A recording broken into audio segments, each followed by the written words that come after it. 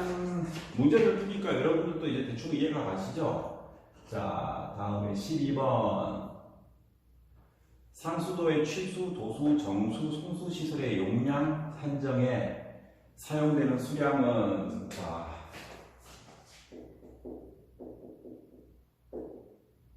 도수, 정수,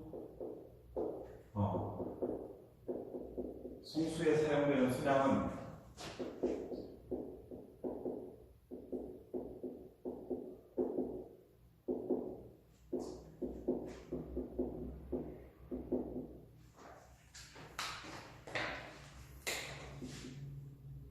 왜 최대냐? 최대로 공급될 것 정도로 여유고를 둬야 되기 때문에 최대예요. 그죠?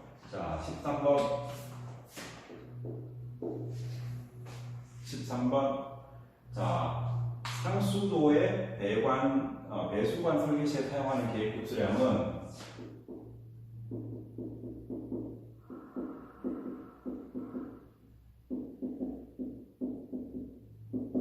결정은 시간 최대거든요.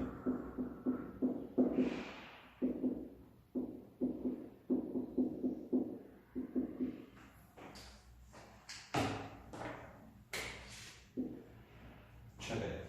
자, 그 다음에 14번. 어느 대도시에서 계획일 최대 급수량을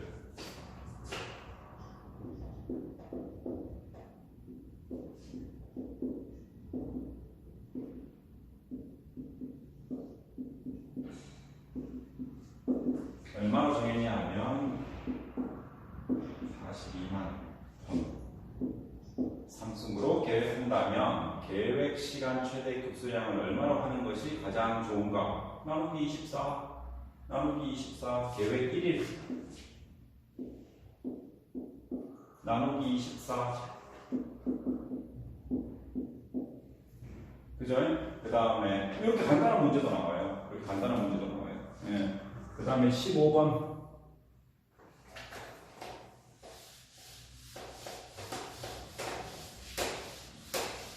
제가 설명하는 거랑 여기 200제랑 잘 보시면 여러분들 토목기사 할 때 60점 못 넣었어. 15번. 자, 수원 선정 시 고려하지 않아도 무방한 것은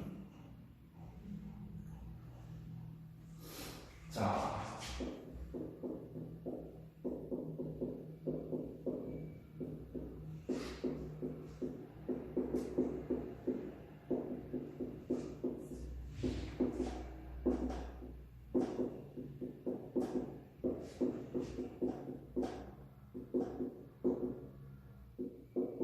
요거죠? 수원 선정 기준 다음 중 수원 선정 시 고려하지 않아도 무방한 것은 이라고 했는데 갈수기는 이하잖아요. 355일 이하 되는 그 수위를 얘기하는 거죠. 그러니까 갈수기만 나오면 홍수시는 괜찮아. 홍수시는 괜찮아. 갈수위, 그 다음에 저수위, 그 다음에 평수위, 그 다음에 풍수위, 그 다음에 홍수위. 그러니까 갈수기 때만 확보가 되면은 아무런 문제가 없겠죠. 자, 그 다음에 16번. 다음 수원 중 수질의 변화가 계절적인 요인의 영향을 가장 많이 받는 것은 자, 수질 변화가 제가 말씀드렸죠. 수질 변화. 하천. 자, 제가 왜 하천이야? 하천 보면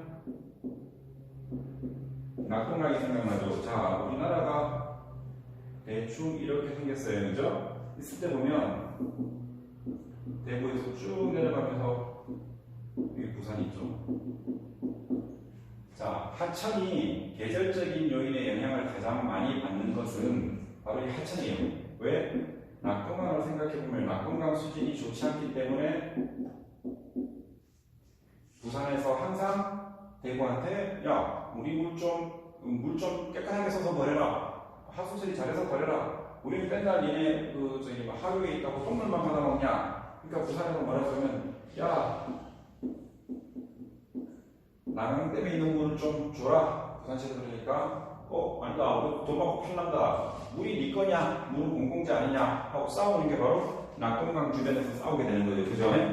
자, 그래서 이거는 하천수라고 함이 옳습니다. 17번 다음 중 하천 표류수를 수원으로 할 경우 기준이 되는 하천수량은 17번 하천을 수원으로 할 때 무조건 갈수위, 갈수량, 요거 알아두셔야 돼요. 그죠? 자, 17번까지 제가 문제를 풀었습니다. 그만 한 번만 지우고 시작합시다.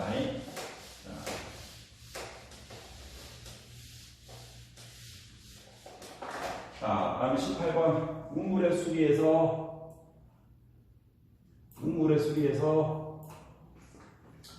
우물의 평형 공식은 우물의 평형 공식이라고 그랬어요. 18번은 제가 공식을 외우지 말라고 했지 사지선다형으로 나오면 찍을 수는 있어요. 근데 18번에 보시면 저게 뭐냐 하면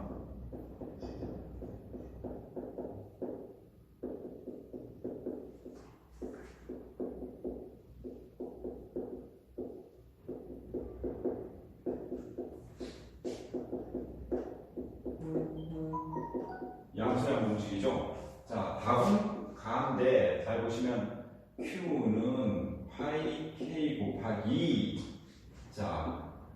ln R0에 R 그 다음에 H2 마이너스 H0의 작분인데 딱 보시면은 다른 거 다 상관없어. 항상 이게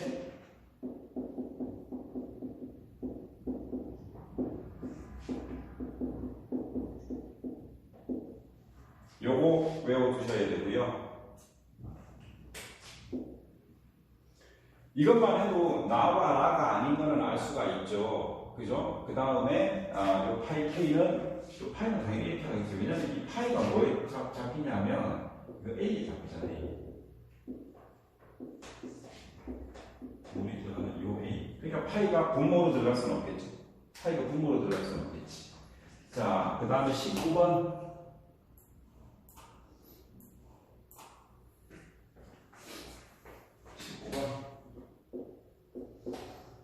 자, 하천 표류수를 수원으로 할 경우 예정 취수 지점에 대하여 장기적으로 조사하여야 할 사항 중 옳지 않은 것은 자, 하천 표류수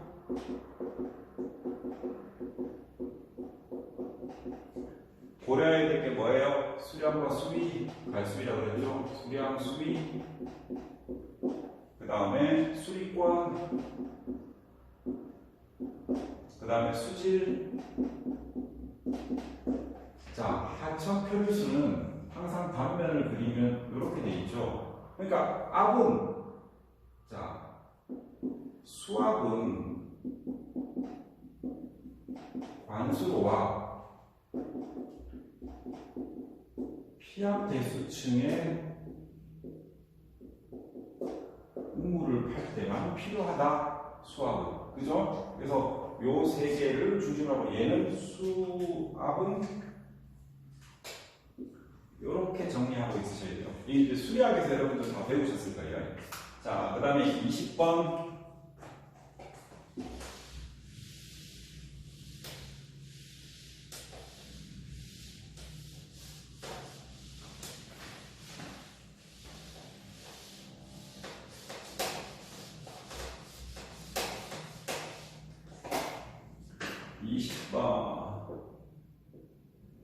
자, 저수율, 유효 저수량의 결정에 이용되는 기준 갈수년의 선정은 몇 년에 한 번 정도의 빈도를 갖는 갈수년을 표준으로 하는가? 10년이에요. 자, 요 20번은 제가 사실은 강조하지 않았어요. 근데 이런 문제가 하나씩 튀어나와요. 근데 이건 틀려주려면 틀려주는데 그것도 알고 넘어가는 게 좋겠죠.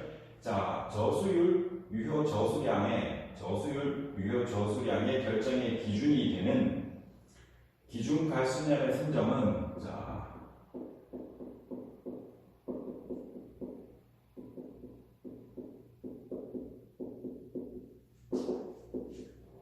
신현빈도 가뭄.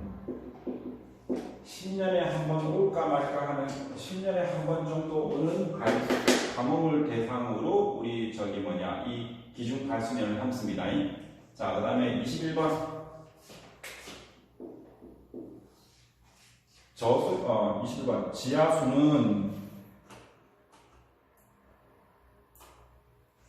지하수는 지수층과 안반수의 형태로 존재한다. 이걸 취소하기 싫어요? 아니면 된다? 취수문 배웠죠. 취수문. 취수문 어떻게 배웠어요? 여러분들 그거 제가 봤는데 취수문은 이렇게 제반이 여기가 하천이잖아요. 그러면 문이 이렇게 돼서 물이 이쪽으로 빠져가지고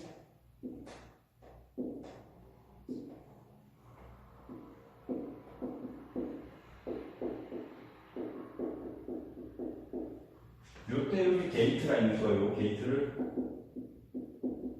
취수문이라고 했었죠. 그래서 여러분이 그 취수문이 뭐다라고 글로 외우는 게 아니라 그림을 머릿속에다 먼저 담는 게 중요해요. 자, 이건 언제 쓰는 거예요? 지하수 안이 들어오는 거야. 하천수.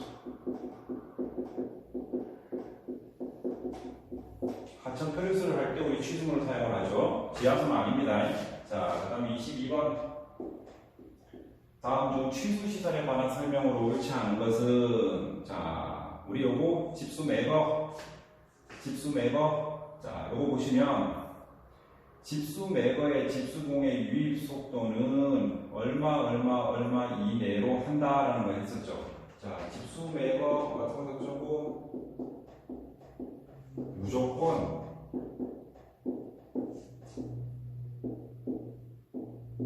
요거잖아. 기억나시죠? 내가 0.3에서 3m/s는 외우더라고 했죠. 그죠? 1m/s 이하로 되는 게 아니고 0.3m/s 이하로 얘기해야 되는 거죠. 그죠? 기억나죠? 자, 그 다음에 23번. 대장균이 수질 지표로 이용되는 이유로 적합하지 않은 것은, 자, 대장균은 내 뱃속에도 있어요. 그리고 포유동물의 뱃속에 작은 창자, 큰 창자에는 다 있는데 대장에 있는, 소장이 아니고 대장에 있는 것을 대장균이라고 해요. 근데 대장균이 수질에 만약에 내가 마신 수돗물에 들어왔다라는 것은 대장균은 직접적으로 사람한테 유해하지는 않다. 하지만 뭐라 그랬어요? 대장균이 나왔다는 것은 뭔가 모르지만 배변과 접촉이 있었다라는 거예요. 그죠? 그래서 1번 소화기 계통의 전염병균이 대장균과 같이 존재하기 때문에 적합하다. 맞아요. 소화기 계통의 정염병균보다 저항력이 조금 약하다 적합하다. 그래서 대장균은 조그마한 염소만 타도 다 죽어버린다고 제가 말씀드렸죠. 그 다음에 시험이 간편하고 정확성이 보장된 것으로 적합하다. 맞아요. 그래서 대장균을 세균으로 오염이 되는 것들에 대해서의 서로게이트 인덱스라고 해요. 자, 소화기 계통의 전염병균보다 저항력이 조금 약함으로 적합하다. 안 그래요. 자, 대장균은 전염병보다 저항력이 강해요. 다시 한 번 더. 23번에 대장균은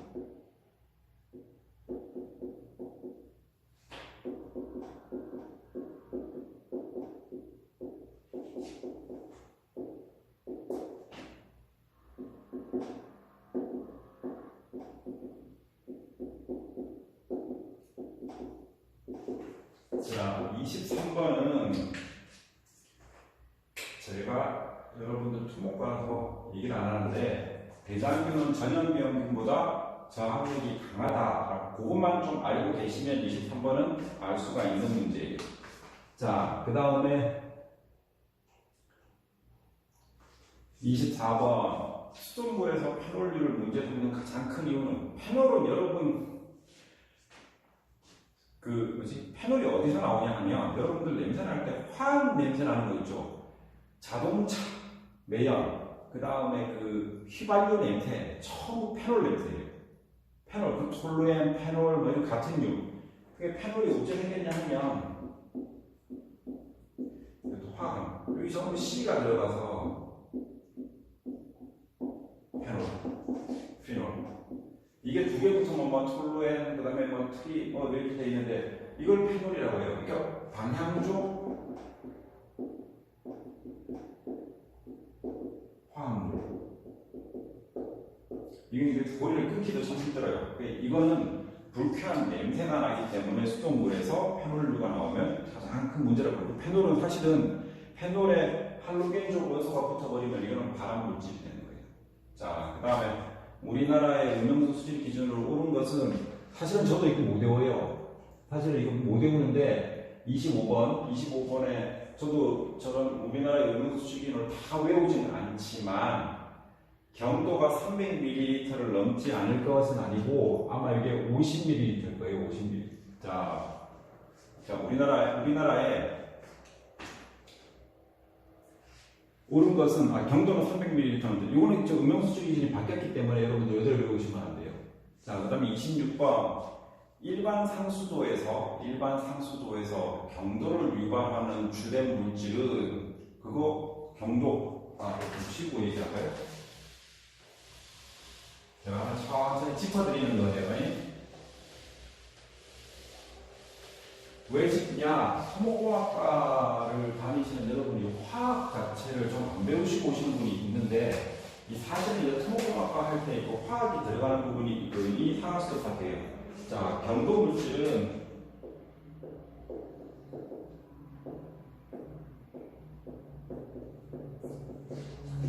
칼슘 플러스 마그네슘 이것도 플러스인데 요거를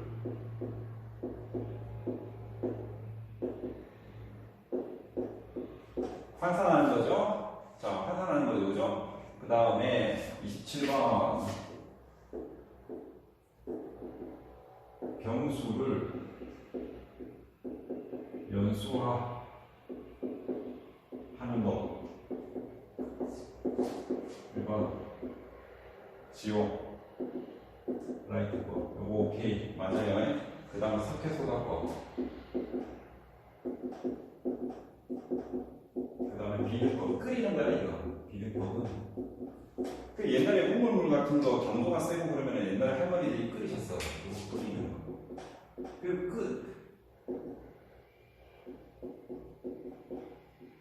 자, 그 다음에 과망간산 칼륨법은 산화시켜버리는 거예요. 과망간산 칼륨은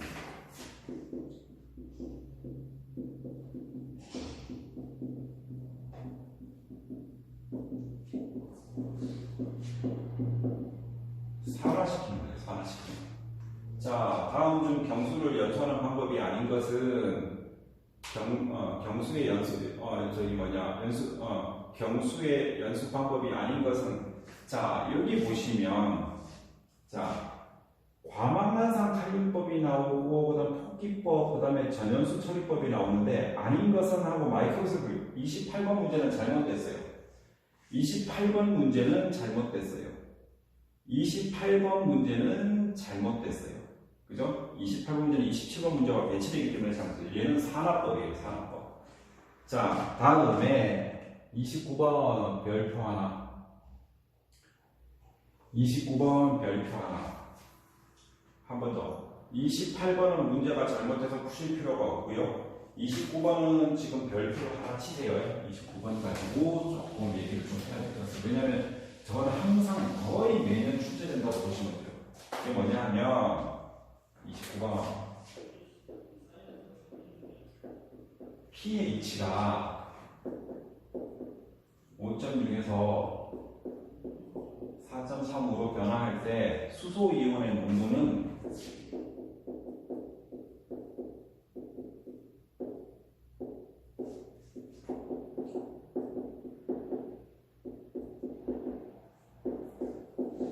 이렇게 돼 있죠. 자, 보시면 이 4.3이라는 마이너스 로그 H 플러스 이온의 농도를 얘기하는 거예요. 그죠? 그러면 로그 H 플러스 이온이 마이너스 4.3이 되는 거죠? 그죠? 자, 그러면은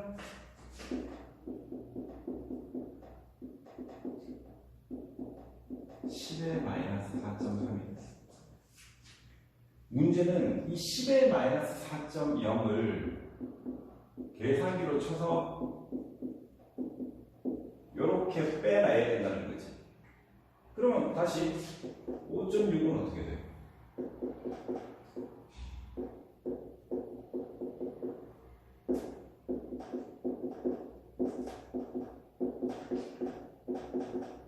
이렇게 되는 거죠?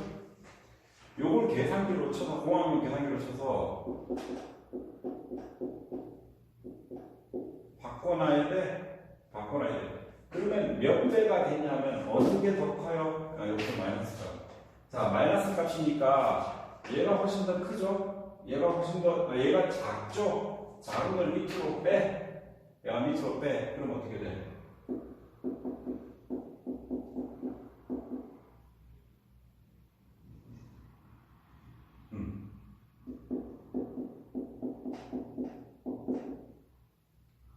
잘 봐요, 문제 푸는 거. 그러면은 50 나누기 2.5 정도 돼서 한 20배. 이렇게 되는 거죠.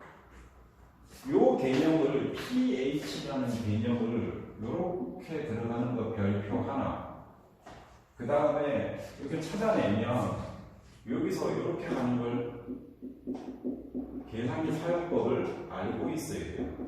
숙지 이렇게 되어 있어야지.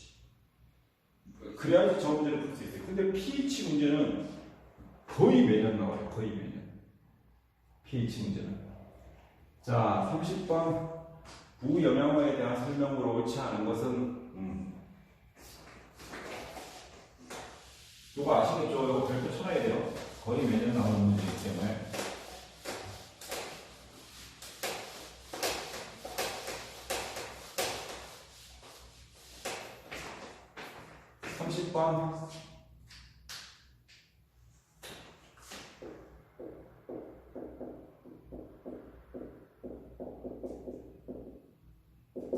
항목이 부자인 것 같아요.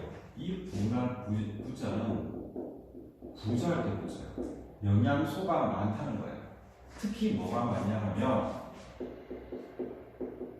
질소와 E, N, P, 나이트로전, 그 다음에 포스포러스. 얘가 많으면 부영양화가 일어나요. 근데 이게 오줌에 들어있어. 이거 써도 되나? 얘는 큰 거에 들어있어. 이런 것들이 많으면 부영양화가 일어나는데 영양이 많으면 일어나는 거기 때문에 답은 다음 중 부영양, 제가 부영양화 분명히 빨간색으로 줄치세요, 별표하세요라고 제가 말씀드렸어요. 그 개념에 대해서는. 이거 2차 실기시험에서도 부영양화로 설명하시고 문제 나와요. 자, 그 다음에 31번 부영양화된 호수나 저수지에서 나타나는 현상은, 자, 여기 보시면 냄새나 맛을 유발하는 물질이 증가한다. 자, 31번 다음 중 부영양화된 호수나 저수지에서 나타나는 현상은,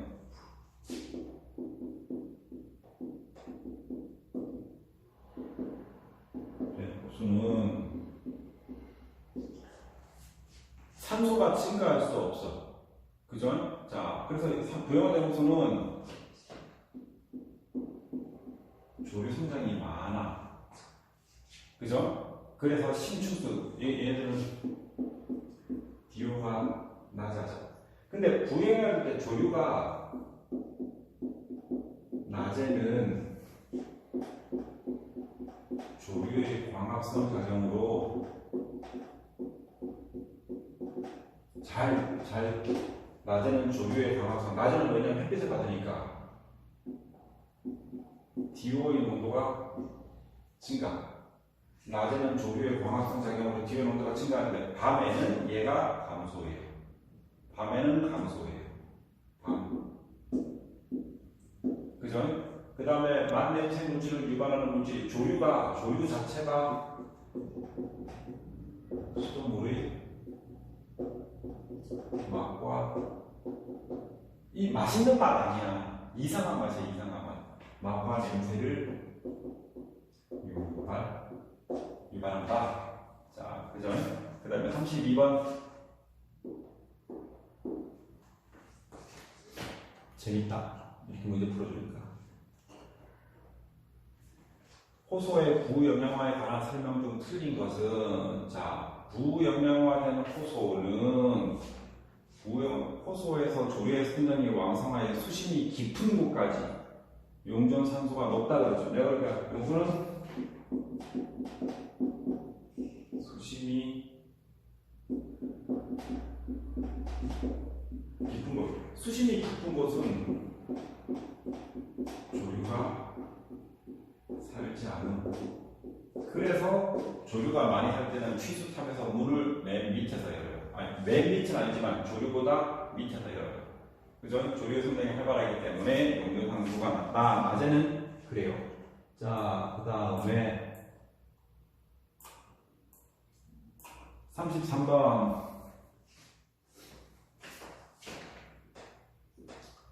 호소나 저수지의 성층 현상과 가장 관계가 깊은 요소는 수온,